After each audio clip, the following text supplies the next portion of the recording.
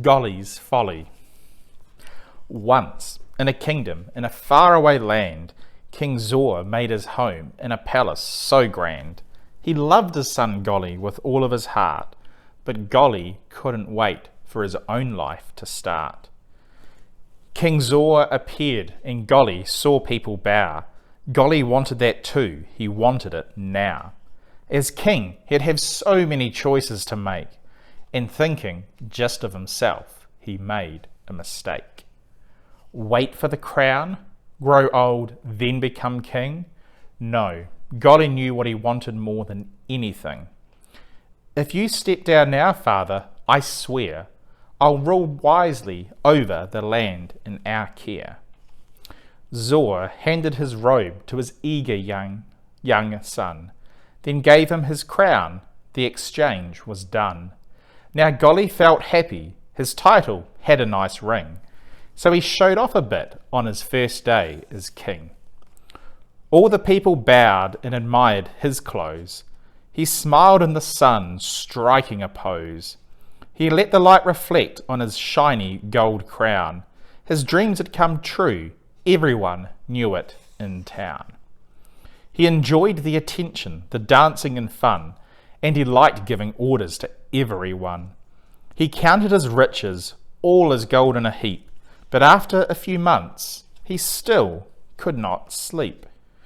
He sent for Gregor, humble and wise, who always stood ready to assist and advise. Gregor served his father through thick and thin. He would bring whatever Golly wanted to him. Gregor came in, bowed, rising to say, "My king, how may I serve you today? I know what I want. I want to have it all. I need more possessions at my beck and call. I want flocks of animals and a farm on a hill. Get some of all kinds. What a thrill. Build lots of houses, find rings for my hand. And oh, I'd like my very own band. Oh, King Golly, do not worry. Whatever you want, I will do it in a hurry."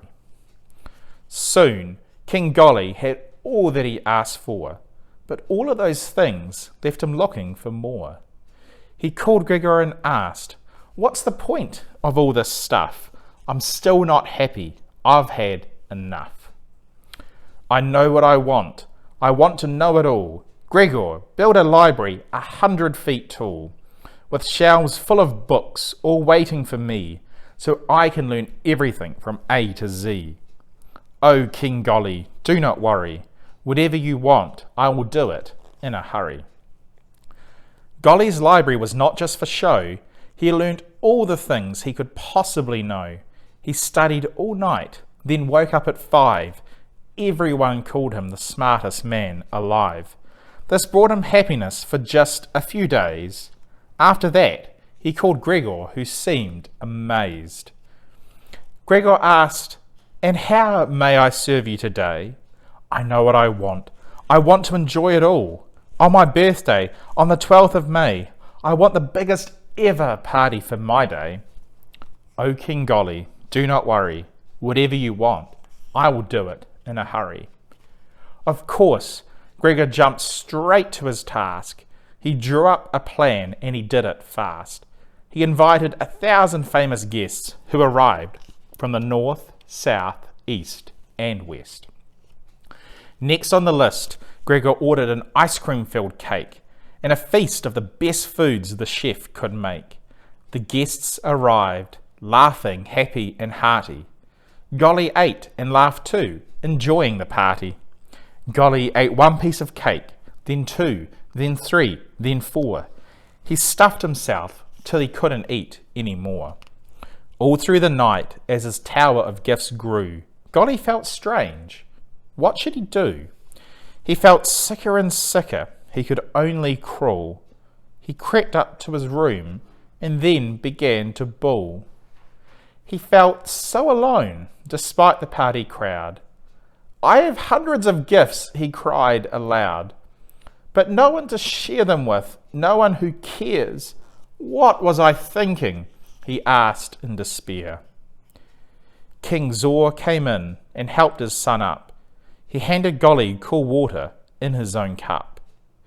Golly gazed in wonder at his father's eyes. Had he always been so loving and wise?